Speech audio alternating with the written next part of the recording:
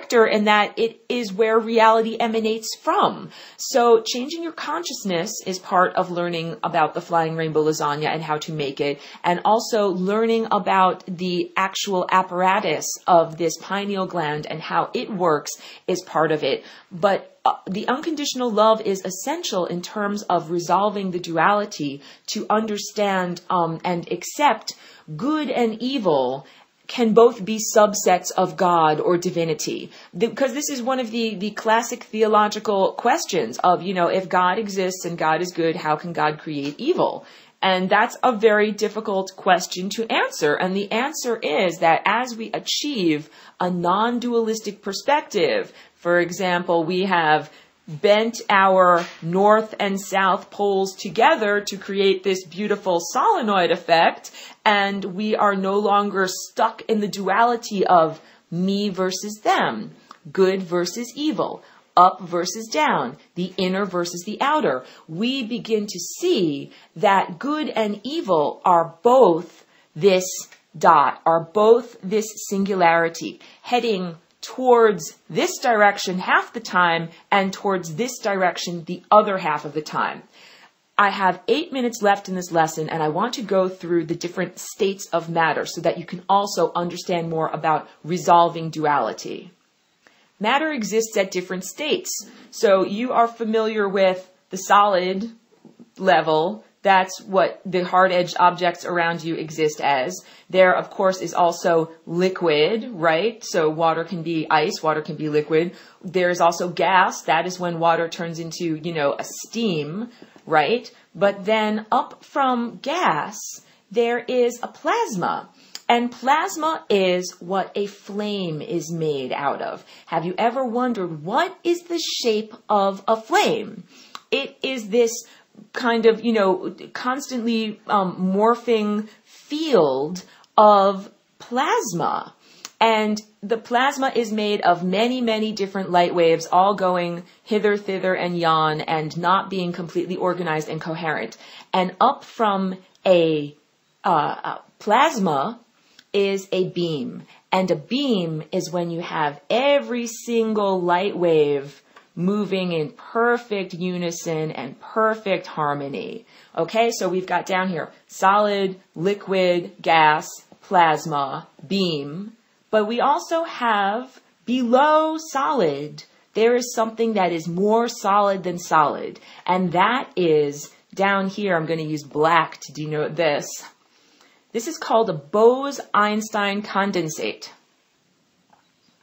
Now, a Bose-Einstein condensate occurs when some solid matter up here is taken down to almost 0 degrees Kelvin. And the Kelvin scale measures heat, and 0 would be the totally coldest amount of cold you could possibly imagine. It would be no movement of any molecules at all. And I bring up that state as the example of complete entropy. So now, when I draw my time vortex, and I always draw at the top infinity, and I talk about this beautiful purple dot, that is the source, that's infinity. It's the presence of all energy. It is the most energetic place you could possibly imagine. It exists at the center of a black hole. When you look at a black hole, you think it's black. There's no light there. That's not true. There is total light there. It's black because no light is escaping it. So you can't see it. But it means that it's all in there. It's the presence of all light. It's the presence of all consciousness. Now let's contrast that with entropy, which is loss of energy. Entropy would be like if you had a particle that was flying, it was flying through the universe, and eventually it gets slower and slower and slower and slower until finally it doesn't have any energy left to move anymore. That's what we're talking about. The total lack of energy. This is the polar opposite and the complete other end of the spectrum from infinity. When one brings a little bit of solid matter and the molecules and atoms in a piece of solid matter to just above 0 degrees Kelvin, almost complete negativity, almost completely no energy at all. It forms this Bose-Einstein condensate, which is an even denser form of matter than solid matter. And what happens is a very interesting thing. All of the atoms are slowed down, and instead of being atoms that exist like here's one atom, because they're slowed down, it's almost like some smearing occurs, where instead of the atom being one dot like this, it ends up being more of a smeared out waveform of possibilities. And in fact, what happens, the Bose-Einstein Condensate, is a large overlapping area of many different atoms that have been slowed down so much that they essentially have achieved oneness. That this whole entire grouping of atoms begins to act as if it is just one atom.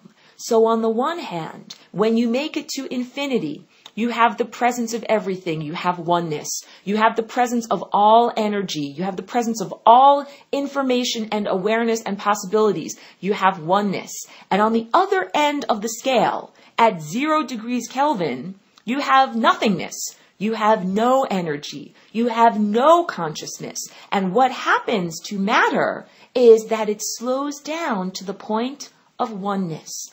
That really what you're looking at when you look at the Flying Rainbow Lasagna is up here we have total energy. Down here we have total entropy. But really what we're talking about is infinity in both directions. And now let's talk about the journey of consciousness. You know, consciousness is on a journey. I always draw these beautiful time vortexes, right? And here's timelines getting longer and longer and longer and going towards infinity. You know, when one sees someone who is askew, where they look like their chakras are not in alignment, they're experiencing one of these timelines over here that leads to the membrane of death. And I would say, like, when you see someone who has, you know, gone on a rampage of mass murder and is existing in prison, that's, you know, pretty much not their ideal timeline. That's one of these peripheral timelines. That person could have been an amazing philanthropist and saved the world, but they didn't. They murdered lots of people. You know, that is a different timeline.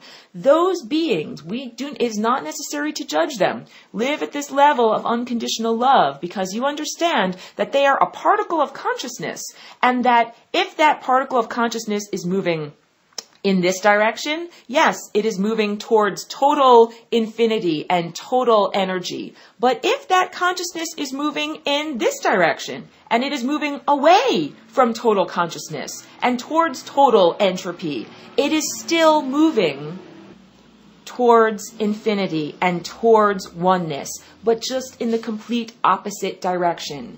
And this is how we begin to resolve duality. So I understand that this is a lot to put together in puzzle pieces, and I absolutely welcome the comments, questions, wondering, and feedback that you have as individuals and as a class. Your participation is essential, and I appreciate